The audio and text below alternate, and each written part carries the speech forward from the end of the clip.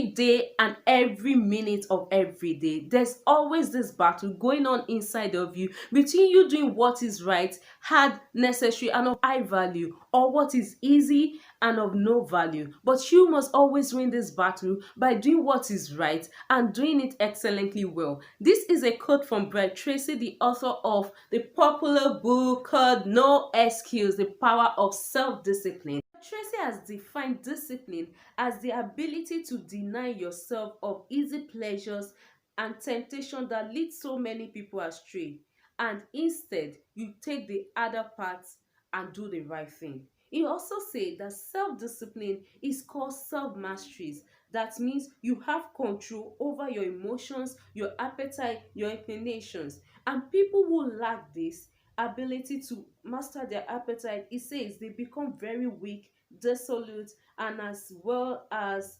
unreliable. They are not reliable. A lot of us have met tailors that at least keep to their words. They don't deliver the clothes at the right time. They don't make the right designs. In fact, there was a time I had a boss, a fashion designer boss that doesn't. She's so unreliable. This my boss will take clothes from clients and will never do it at the right time. Clients end up coming to disturb with the apprentice, and we end up having to lie. We say our boss is not around, our boss has traveled, our boss has one thing or the other. And this had made her broke over time because she became, at a point, she became unreliable. People can give her clothes that they need urgently. And this is what happens to you once you are indiscipline. Once you don't learn to do the right thing at the right time, people get tired of you. Your yes cannot be taken for yes, and your no cannot be taken for no. So you have to learn to take the other part, the one that is of less gratification, the one that will make you to think and be better off. That is what self-discipline is all about. It says most successful people are long-term thinkers. They think about the advantage and the value they will get in future. Here is another example of a businessman. Every businessman has an humble beginning, or some had an humble beginning. And let's assume Wale is a successful businessman. Wale was working with an organization at a particular time, and he was earning 100,000 naira. But because he doesn't want to be in that organization for the rest of his life, he has a target of 1 year, and he decided to save.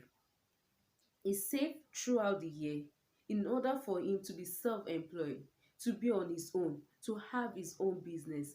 And he saved about 80% of his salary, denying himself of every form of temptations and distraction. He doesn't go about womanizing. He doesn't go about going to clubs, going for fun, going to beaches, going to cinemas. Rather, he saves every of his earning. And he has like one or other two businesses he's doing. In the next 1 year, it won't be a surprise if he has turned out to be very good and to be successful, and now he can resign and move on with his new business.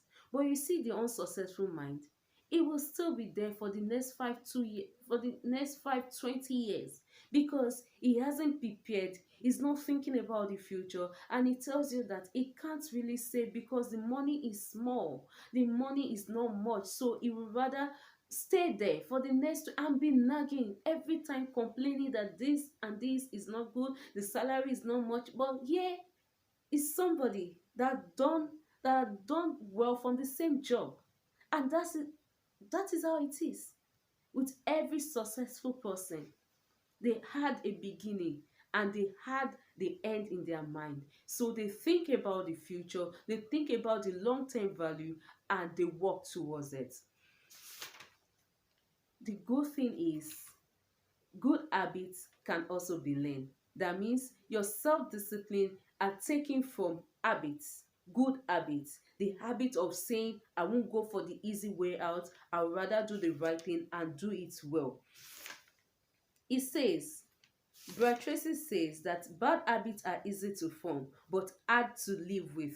But good habits are hard to form but easy to live with. When you continuously do what is right, you will find it easy to live with it. But when you start going for the easy way out every time, you end up ruining yourself. You end up cutting your happiness short. You end up not making life beautiful for yourself. And that is why it says that whatever you do repeatedly becomes an habit. And once it's formed, it's hard to break. Are there payoff? Yes, there are payoff. What are the payoff there? It says the more you practice self-discipline, self-control, the more you like to value yourself. The more you discipline yourself, the greater is your sense of self-respect and self-pride. The more you practice self-discipline, the better is your self-image. You see yourself and think about yourself in a more positive way. You feel happier and more powerful as a person. That is the difference between the person that has decided to go through the easy way out than the person that has decided to stick to the right thing and do it well. You will always have a better future, an happier life. And that is it. Why don't you be self-disciplined? Master your emotion, master your appetite, master every of your action, and learn to do the easy way and learn to do the right thing. Thank you so much for joining me in today's episode of Library Chat with Remy, and I hope you enjoyed my review about this book. It's really a very nice book, and we just discussed about the introductory aspect. I would really like you to go and get this book for yourself and read it well, but hopefully we'll talk about it more in subsequent video.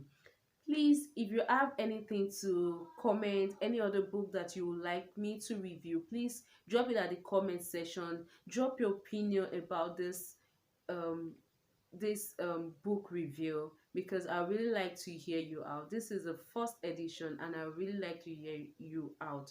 Please be sincere and let's work together. Thank you very much.